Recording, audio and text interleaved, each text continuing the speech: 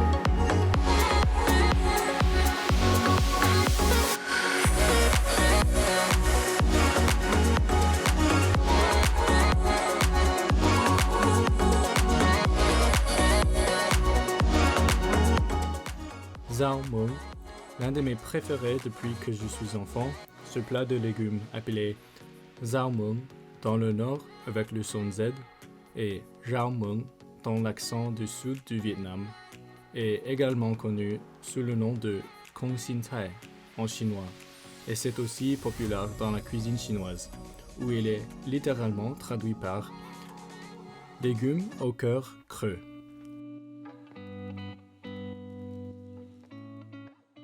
Il est généralement fait avec beaucoup d'ail, ce qui le rend bien sûr très savoureux, suffisamment délicieux pour être un plat principal, à mon avis.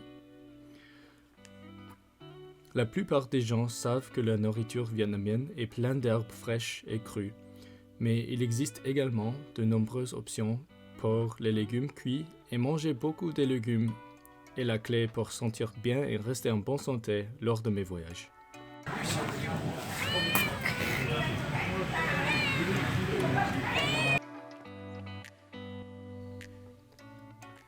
Bánh tráng nướng.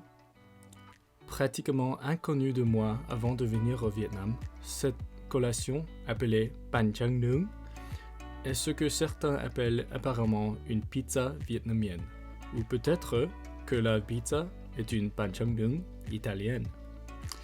En dehors de l'un de nos Airbnb, nous avons trouvé un vendeur très sympathique qui était très heureux de nous parler et prêt à m'aider à pratiquer mon vietnamien. Ce petit snack est super bon marché et léger. Je pourrais en manger beaucoup. Sur la base se trouve du papier de riz grillé croustillant et garni d'œufs de caille, de viande séchée, d'oignons verts et de plusieurs autres ingrédients que je ne pouvais pas comprendre. À la fin, il a aspergé de mayo et c'était une belle combinaison de saveurs et de textures, moelleuses et croquantes.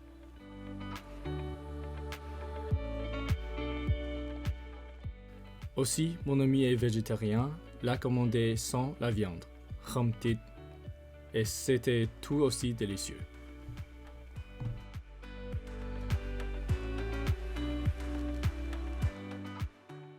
Bún bò Huế. Ce prochain est peut-être celui que vous connaissez le mieux. Bún bò Huế. Bún signifie nuit de riz, bò signifie bœuf, et Huế, la ville d'origine du plat. Après avoir vu les paysages urbains et les campagnes à vélo, je voulais voir plus de l'essence historique du Vietnam. Huế était l'ancienne capitale du Vietnam avant Hanoï pendant la dynastie Nguyen de 1802 à 1945 et est l'emplacement de la cité interdite sur le modèle de la cité interdite à Pékin en Chine. Après avoir exploré le palais et fait le tour de la ville à vélo, nous nous sommes arrêtés au marché voisin de Dong Ba et c'est là que j'ai vécu l'expérience complète de Bún bò Huế. Nous avons vu une vieille femme qui était devant le marché, préparant une énorme marmite de bouillon sur le feu avec un panier de nouilles de riz et herbes à ses côtés. Le bouillon est légèrement piquant et il est plein de saveurs. Avec des nouilles de riz épaisses, des boulettes de viande et beaucoup d'herbes fraîches, c'est à la fois réconfortant et rafraîchissant. Les gâteaux de sang sont également généralement servis dans le bouillon, donc si vous voulez vivre l'expérience complète, vous savez à quoi vous entendre.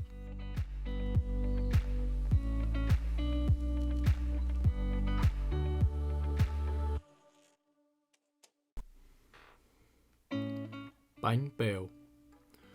En continuant avec les éléments de Huế, également originaire de l'ancienne capitale, est bánh bèo. Il est servi dans ces jolies tasses et couramment consommé comme collation, et vous pouvez probablement voir pourquoi. C'est léger et savoureux, mais ce qui me distingue du bánh bèo, c'est sa présentation.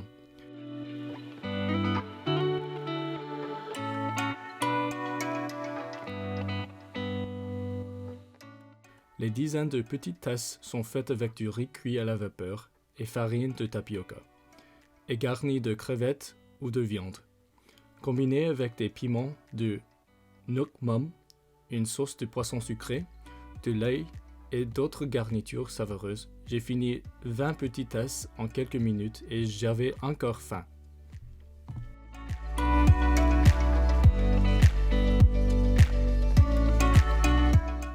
Bò lá lót. Un autre aliment que je ne connaissais pas avant de le voir chez les marchands ambulants et aussi dans les bons restaurants était le bò lá lót.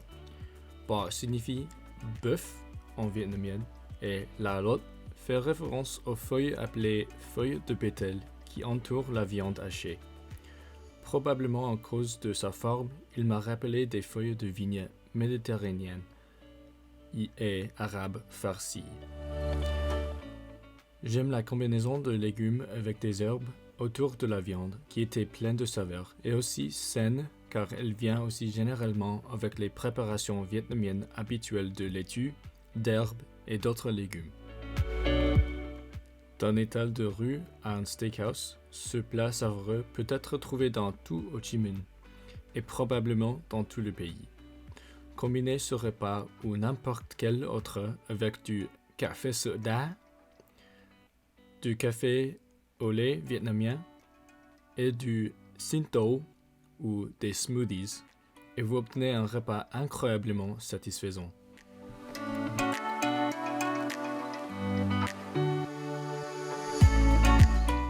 Pho.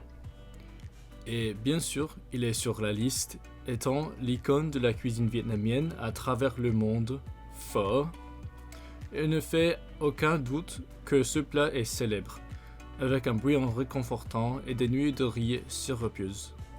C'est un plat agréable au goût pour à peu près n'importe qui dans leur bon sens.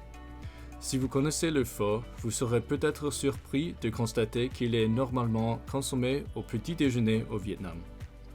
Ce soupe de nuit est connu par sa goût réconfortant à la cannelle et à l'anis et aussi sa simplicité. Je n'ai pas beaucoup mangé lors de ce voyage, mais mon pho préféré était le premier repas que j'ai pris à Hanoï dans un étal de rue.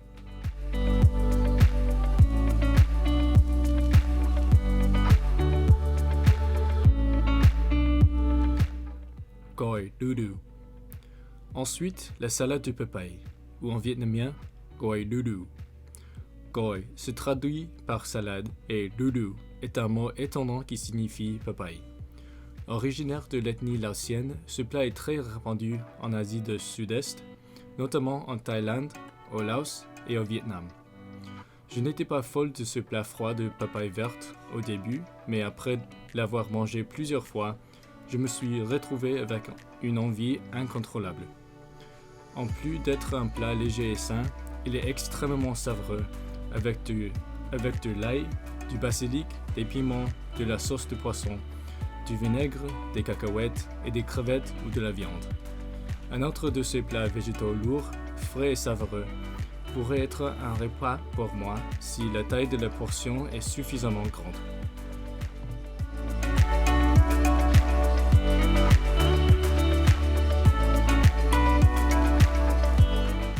Bún riêu. En termes de soupe de nuit, pho n'est certainement pas le seul acteur de jeu. Je suis toujours à la recherche de soupe de nuit et j'en ai envie assez souvent et bún riêu est un autre savoureux que je dois vous encourager à essayer. Bún riêu est spécial car il a une saveur infusée de crabe dans le soupe. La soupe a une base de tomates et est généralement garnie de viande, de crabe et de gâteau de sang. Et la soupe elle-même est faite avec un crabe moulu au goût de mer. La combinaison d'ingrédients est une explosion d'umami. Les toits de Ho Chi Minh Ville. Une expérience qui n'était pas seulement un plat ou un vendeur de rue, et certainement l'élément le plus touristique de cette liste, était cet endroit à Ho Chi Minh Ville appelé le Jardin Secret. Le poisson à la sauce tomate, ou Cá Chín Sốt Cá, était absolument délicieux avec du poisson blanc frais dans une sauce tomate très fraîche. Je suis un grand fan de sauce tomate, alors j'ai adoré ça. Et j'ai apprécié le fait qu'il était sur du poisson légèrement frit au lieu de pâtes épaisses ou des pâtes auxquelles je suis plus habitué dans l'Ouest. Un autre plat préféré était ce plat de légumes dont je ne me souviens plus du nom, bien qu'il ait une texture si fraîche en raison des petites nodules qui sortent des tiges, et j'ai adoré la forte saveur d'ail. Enfin, j'ai été très content quand j'ai vu cela parce que j'ai des bons souvenirs du goût. Thịt kho, qui est un plat de porc et d'œufs, cuit lentement dans une sauce soja sucrée qui se marie comme aucun autre avec du riz. Je connais ce plat de la cuisine chinoise et je mangeais chez mes parents viande rouge braisée ou Hong Shao Rou en chinois quand j'étais plus jeune. Chao Cá. Ce qui suit est l'un de mes favoris que j'ai trouvé extrêmement facile à faire aussi. Chao Cá est une savoureuse bouillie de riz au poulet. Chao fait référence à tout type de bouillie et Cá signifie poulet. En grandissant, j'ai aussi mangé beaucoup de bouillies, presque toujours molles. J'y étais habitué et je ne l'ai découvert que plus tard car il est typique pour les Chinois du Nord de manger de la bouillie molle et de les saisonner avec d'autres aliments salés ou marinés. Quand j'ai mangé du porridge salé pour la première fois, je n'y étais pas habitué, mais avec les saveurs du gingembre et du bouillon de poulet trempé dans le riz, c'est un plat tellement réconfortant qu'il suffit tout seul et vous pas besoin d'autres ingrédients. C'est un excellent petit déjeuner chaud et léger, et je l'ai vu présenté comme un remède parfait contre la gueule de bois. Pour moi, il est parfait pour n'importe quelle situation.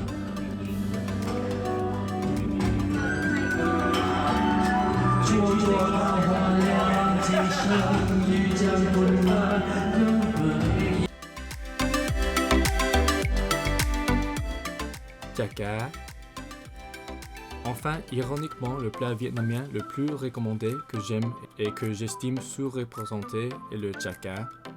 Probablement en raison de mon enthousiasme à manger, je n'ai capturé aucune séquence de ce repas, à l'exception de quelques photos de mauvaise qualité. Le bol plein de légumes et d'herbes m'a enthousiasmé par la nourriture, mais ensuite vous obtenez une poêle géante pour griller le poisson, les oignons et les herbes tout ensemble enfin vous mangez avec des feuilles de laitue, des nuées de riz et de la sauce de poisson. Ce qui le distingue de la plupart des autres aliments vietnamiens, c'est l'utilisation de curcuma et d'aneth, et cela apporte une dynamique complètement différente à l'expérience gustative. Dans l'ensemble, il est très savoureux et également sain en raison du mélange des protéines de poisson maigre et de beaucoup de légumes et d'herbes.